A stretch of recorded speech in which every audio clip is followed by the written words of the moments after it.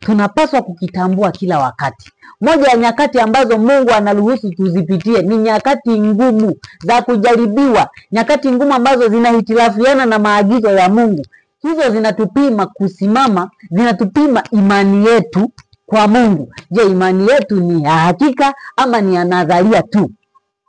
Hivyo unavyopitishwa katika mazingira magumu na unalazimika kumtii Mungu, mtii Mungu ndugu yangu, mtii Mungu mpendwa.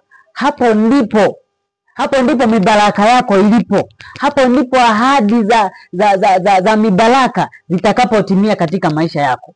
Lakini ukiamua kumsubirisha Mungu kwamba hili jaribu acha tu nishinde, basi majaribu mengine nitashinda baadaye, hapana, unakuwa umejidanganya. Leo hii utakutana na mtu, pengine mtunza sabato, pengine mtu huyo ni mwajiriwa wa serikali. Sasa serikali yenyewe haitambui mambo ya sabato. Utakuta huyo mtu pengine anaagizwa na mwajiriwa, labda ni mfanyakazi wa halmashauri, unaambiwa na mkurugenzi kwamba fanya kazi siku fulani, siku ya Jumamosi utafanya kazi hii na hii na hii, uandike nyaraka hizi, sijui uzitume wapi, uzitume mkoani ama ufanye hivi na hivi. Sasa huyu mtu ambaye ni mtunza sabato, mwajiriwa, badala aoneshe, aeleze imani yake mbele ya huyu mwajiri wake, anaona aibu. Anasema sasa sijui nitajielezaje. Anashindwa kujieleza. Na badala ya kumtii Mungu, ameshindwa kujieleza, ameshindwa kueleza namna ambavyo yeye hatakiwi kufanya kazi siku ya sabato. Anaamua kutenda tu kwa kuogopa kufukuzwa kazi, kwa kuogopa kufutwa kazi. Ni mazingira magumu ambayo umepitishwa, Mungu ameruhusu uyapitie. Pengine kwa kumweleza huyo mwajiri wako kwamba mimi ni hivi na hivi, Mungu angefungua milango, angekuelewa. Kitendo cha wewe kuogopa, maana yake umeonesha kutokumwamini Mungu. Hata maandiko anasema katika Biblia neno usiogope limeandikwa mara nyingi sana. Kwa nini Mungu anawaambia mara nyingi watu wake usiogope? Kwa sababu hofu ni silaha ya shetani. Hofu ni silaha ya shetani ili aweze kuangamiza watu. Kwa kitendo cha kuogopa kueleza imani yako inasemaje katika tukio fulani, inaonesha ni kitendo cha kutokumwamini Mungu. Una mashaka na Mungu, na kitu ambacho hakifai kabisa. Maana maandiko yanasema pasipo imani haiwezekani kumpendeza.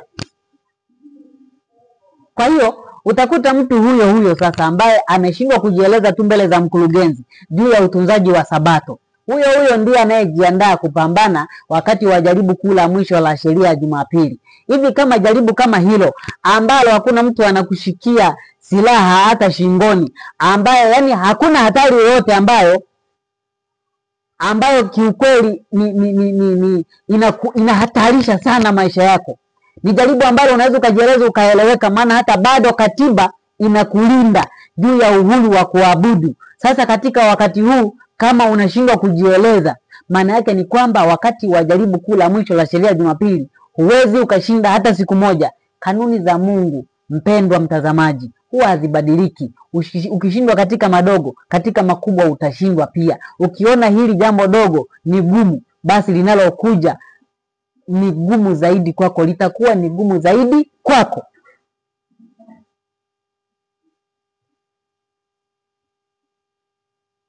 Lakini pia mfano mwingine, leo kuna wanafunzi hasa wa vyuo. Leo hii vyuoni kuna jaribu kubwa ambalo wanakutana nalo Waadventista wa Sabato vyuoni. Wanafanyishwa mitihani siku ya Sabato. Wanafanyishwa majaribio na mitihani siku ya Sabato.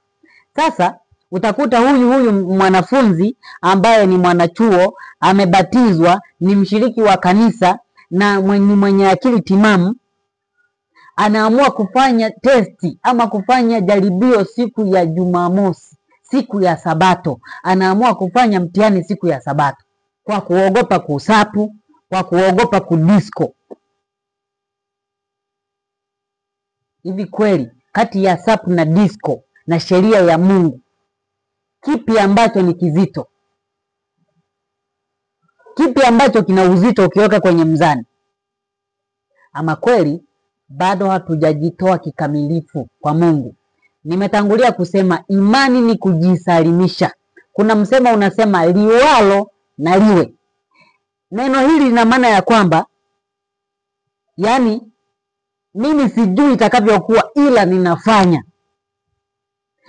Sasa katika imani tunapaswa kusema liwalo na liwe, kwa maana ya kwamba mimi namtii Mungu, litakalokuwa na liwe namwachia Mungu. Matokeo ya maamuzi yangu kutenda haki namwachia Mungu, maana nitakuwa niko mikononi mwa nani? Mwa Mungu. Lakini ukisema liwalo na liwe, huku unavunja sheria ya Mungu. Maana yake umesema liwalo na liwe huku ukiwa unajitupa kutoka kwenye mikono ya Mungu. Unategemea utaangukia mahali salama? Hapana ndugu, hapana mpendwa, hapana dada. Ewe mwanafunzi unayeangalia somo hili, usithubutu kufanya mtihani siku ya Sabato. Mungu ndiye anayejua maisha yako. Mwingine atasema kwamba sasa mimi nimesomeshwa kwa hela nyingi mpaka nimefika hapa, sasa yani nije ni SAP tena namalizia mwaka wa mwisho. Hivi hujui kama Mungu aliyeepusha? Unajuaje kama hiyo mitihani ungepewa hata ukiwa mwaka wa kwanza ukaishia hapo? Umejuaje kama Mungu aliepusha hayo majaribu? Mwisho wa siku sasa unaenda kumalizia, anataka tu akutesti tu, akuprove, akujaribu, akuhakikishe juu ya imani yako. Halafu hilo jaribu pengine ungelikubali, angetengeneza mazingira usidisco wala usisap. Umejuaje? Hiyo ndio maana ya kwamba unakuwa hujajisalimisha. Mara nyingi huwa tunatoa udhuru, yani hatuna sababu ya kuvunja sheria ya Mungu, isipokuwa tunaanza kutoa udhuru tu, kwamba sasa wazazi watanionaje, nimesoma mpaka hapa na karibia kumaliza chuo, angalau nianze kuwasaidia hata na wazazi, halafu tena niache chuo. Sasa maisha si yatakuwa magumu? Maisha anayetoa ni nani? Ni Mungu ama ni elimu ya chuo? Wangapi ambao wamemaliza chuo wana maisha magumu? Maandiko yanasema hivi, itakufaidia nini upewe dunia hii yote halafu upoteze nafsi yako? Itakufaidia nini wewe upate hilo gamba la degree, upate hicho cheti cha degree, upate hicho cheti cha masters, upate hicho cheti cha PhD, upate hicho cheti sijui cha namna gani, halafu upoteze nafsi yako? Kuna faida gani? Hakuna faida yoyote ndugu. Lazima tujiweke mikononi. Yule ambaye ameamua kupoteza elimu yake, ameamua kuacha chuo, ameamua kuacha masters ama doctorate yake aliyokuwa anachukua kwa sababu ya kutii sheria ya Mungu, yuko salama mara 100 kuliko huyo aliyeamua kuivunja sheria ya Mungu ili achukue hicho cheti cha masomo yake. Sasa hivi kuna wimbi kubwa sana. Mimi ni shahidi, nimepita chuoni na nimekumbana katika miaka yangu 3 ya kuwa chuoni, nimekumbana na jaribu la kufanya mtihani siku ya Jumamosi mara 2, mwaka wa kwanza na mwaka wa pili. Sasa ni miaka kama mingapi? Ni miaka kadhaa imepita. Naamini kwamba kwa sababu vita ya shetani iko katika amri za Mungu, hasa Sabato, najua sasa wimbi la kufanyishwa mitihani siku ya Sabato vyuoni ni kubwa sana, na watu wa Mungu walioko vyuoni wanapaswa kumtii Mungu. Wanapaswa kumtii Mungu kwa kutii sheria yake. Hata ukiacha chuo kwa kutii sheria ya Mungu, yani ni bora kabisa. Unatoka kule ukiwa na amani. Amani ya kweli ni ile ambayo Mungu anaitoa. Amani ya kweli ni ya kukaa vizuri na Mungu. Sio ukae vibaya na Mungu halafu na cheti. Una cheti cha chuo, halafu una mashaka, huna amani na Mungu. Nini sasa? Kuna faida gani? Hakuna faida yoyote. Tunapaswa, wapendwa, wakati tunapokutana na mazingira yote hatarishi, hata kama ni hatarishi kiasi gani, lazima tuseme hivi kama Yusufu alivyosema. Mwanzo 39 mstari wa 9, Yusufu akasema, nifanyeje ubaya huu Mungu? Nifanyeje ubaya huu mkubwa nimkosee Mungu? Yaani usijali kingine chochote. Hivi angalia tu kwamba hapa ninatenda haki ama ni dhambi. Ambacho unatakiwa kuchunga ni kutenda haki. Lazima ulinde hiyo hali ya kutenda haki. Dhambi iache kabisa. Maandiko yanasema ni bora kufa kuliko kutenda dhambi. Maana yake dhambi itakuondoa milele, lakini kifo cha sasa hivi ukifa kwa kutenda haki ni kama umelala tu. Mungu kama anakupenda lazima akupitishe tu kwenye mitihani ili kukusafisha, maana majaribu ni nyenzo ya kutusafisha imani zetu. Hebu fikiria kama we ni mwanafunzi. Mwanafunzi haijalishi ni wa level gani. Mwanafunzi haijalishi ni wa level gani. Iwe masters, PhD ama ni undergraduate. Hebu fikiria ukutane na jaribu la kufanyishwa mtihani siku ya Sabato. Na ukajifariji kwa kusema, hebu ngoja nimalizie tu haya masomo. Nikimalizia haya masomo, ngoja tu nifanye hii mitihani ya siku ya Jumamosi, nimalize haya masomo. Maana nikimaliza masomo sitakutana tena na jaribu la kufanyishwa mitihani siku ya Sabato. Yaani ukijifariji hivyo, unakuwa unajidanganya. Kwa sababu gani? Ukimaliza hayo masomo, hapa tunazungumzia sasa mazingira ambayo Mungu anakupenda. Lakini kama nafasi yako ilikuwa ni hiyo, basi unakuwa umepoteza maisha yako kwa kufanya mitihani siku ya Sabato ukiwa chuoni. Kwa hiyo chaguo la kwanza ni kumtii Mungu katika muda wowote, sio kujipa muda mwingine hujui kesho ni ya kwako ama sio ya kwako. Sasa natolea mfano kwa yule ambaye anapendwa na Mungu, anapewa fursa zaidi ya moja. Sasa amemaliza chuo, amefanya mitihani siku ya Jumamosi huko chuoni, amepata cheti chake. Huyo anaanza kuomba kazi serikalini. Kwenye serikali hiyo ambayo ilikuwa inasimamia masomo yake kule chuoni. Anaanza kuomba kazi. Anaingia kazini, anakutana na majaribu yale ya kutunza Sabato. Anakutana na vigingi na vikwazo vya kufanyishwa kazi siku ya Sabato tena. Unakabiliwa tena na jaribu lingine la kuachishwa kazi kwa kuitii Sabato. Swali la kujiuliza, mpendwa mtazamaji, utakuwa umekimbia jaribu la kutii Sabato?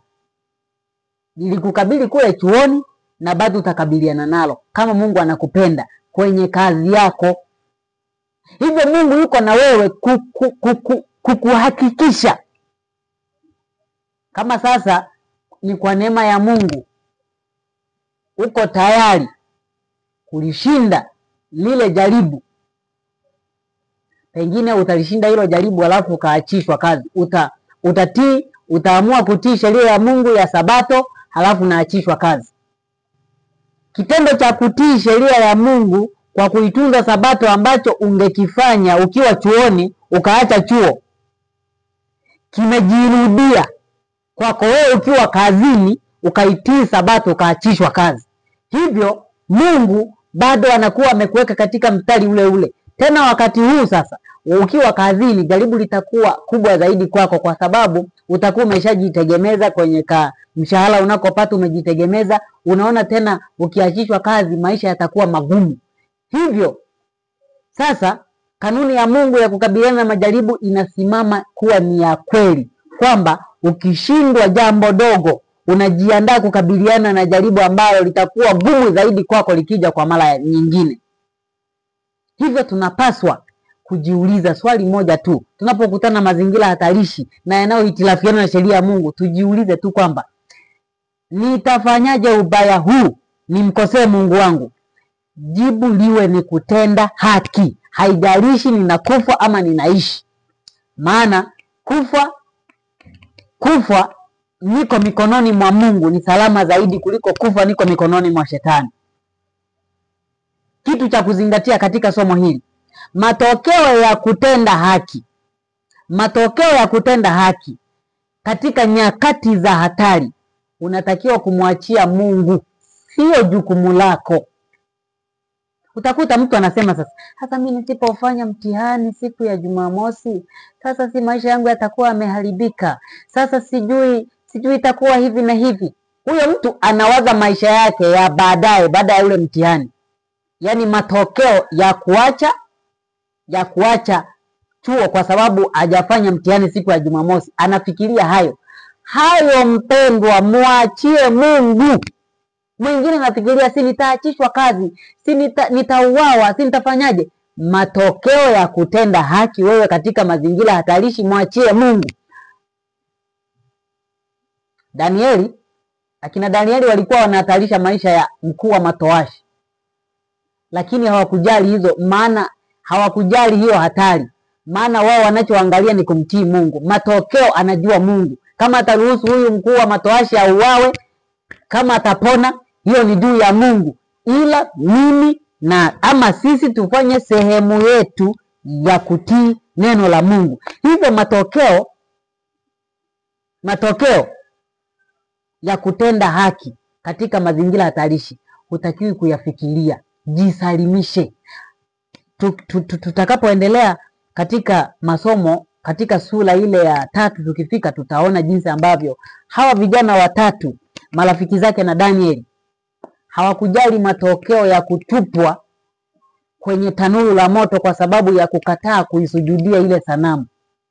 Wao walichojua, hatutakiwi kuisujudia hii sanamu. Matokeo ya namna gani tutafanywa tusipoisujudia, hayo yako juu ya Mungu. Ndio maana unajua kuna wakati Yesu alifikia hatua anawaambia wanafunzi wake, msihangaikie ya kesho. Yaani hilo andiko lina maana kubwa. Lina maana ya kwamba kuna muda tunaanza kuhangaikia ya kesho ambayo ni sehemu ya Mungu. Hilo andiko halina maana ya kwamba ukae kizembe usifanye kazi na namna gani, hapana. Bali linazungumzia zaidi mambo ambayo tunajaribu kuhangaikia, mambo ambayo ni sehemu ya Mungu, ni kazi ya Mungu. Sasa tunataka sisi tuifanye. Tukijipa kazi hiyo ya kuifanya hiyo kazi, tutakuwa tumeangamia. Maana matokeo yake tutakosana na Mungu. Matokeo yake tukiwa watiifu mbele za Mungu, tutakiwa watiifu kwa neno la Mungu, Mungu atatutukuza. Mungu atatuinua. Wale vijana 4 Mungu aliwatukuza kwa kumuinua. Sikiliza, Mungu anachotafuta duniani kwa sasa ni watu ambao atawatumia. Ni watu ambao atawatumia. Hivyo yeye yuko katika kutafuta. Wanadamu ni hali yao wajitoe kwake ama wasijitoe. Wakijitoa tu, yeye anawapa vipawa vyote vya kumtumikia. Akina Danieli walikuwa tayari kumtumikia Mungu katika mazingira yoyote, ili kuangazia wote ambao walikuwa wanawazunguka. Hebu tuone jambo moja kuhusiana na akina Danieli.